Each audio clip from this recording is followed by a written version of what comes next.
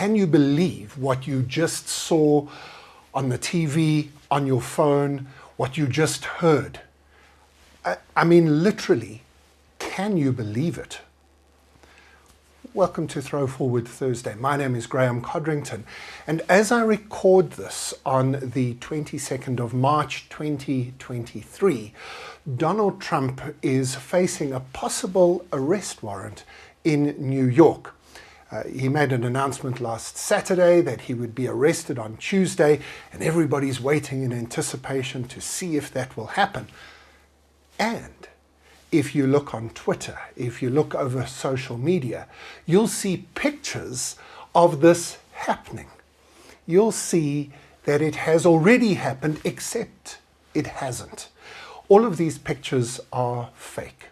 And that's what I want to talk to you about today in the Throw Forward Thursday session on the future of fakes. Whether that is fake pictures, fake audio, fake video, deep fakes, which is when we pretend to be somebody else, or just fake photos, audio and video. This is now a reality, brought on mainly by generative AI.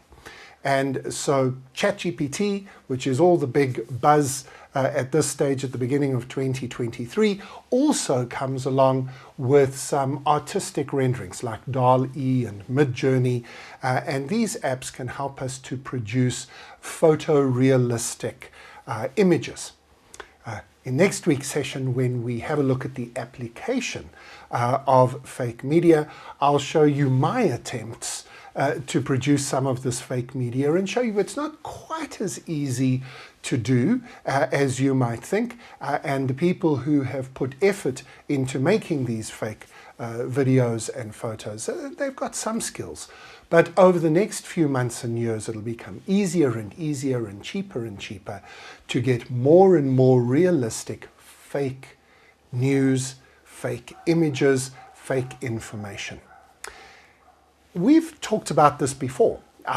Here's a link. I'll put a link into the notes attached to this video as well, where literally in episode 4 of Throw Forward Thursday, I showed you some very bad deep fakes of myself, where my image was used in a video that I had to follow up and ask them to take down. They thought it was just a stock image. So this was about 2 years ago now.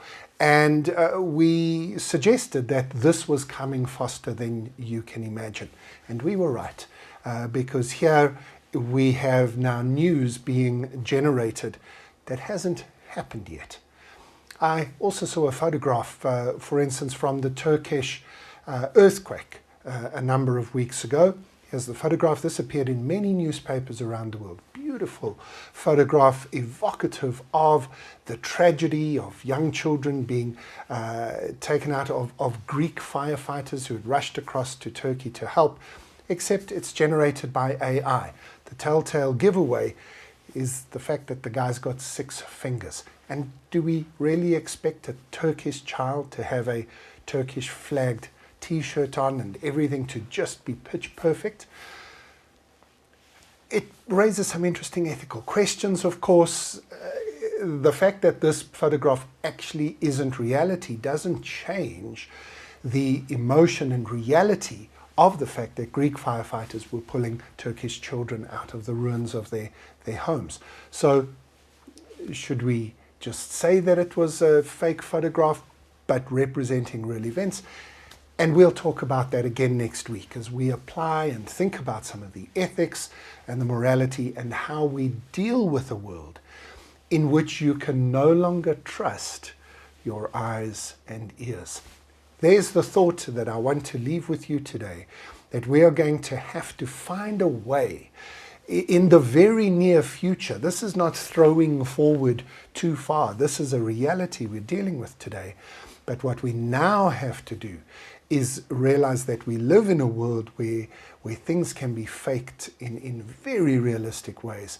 And we've got to find a way to make sure that we can trust the information that we've got and to be careful of trusting what we think is real when it's really possible that it isn't. As always, thank you for joining me in the Throw Forward Thursday studio. Come back next week when we apply this to your industry. Have a look at some of the use cases for these image and video and audio generators, and give you some advice on how you deal with this as a threat as well as an opportunity in your industry. I'll see you next week.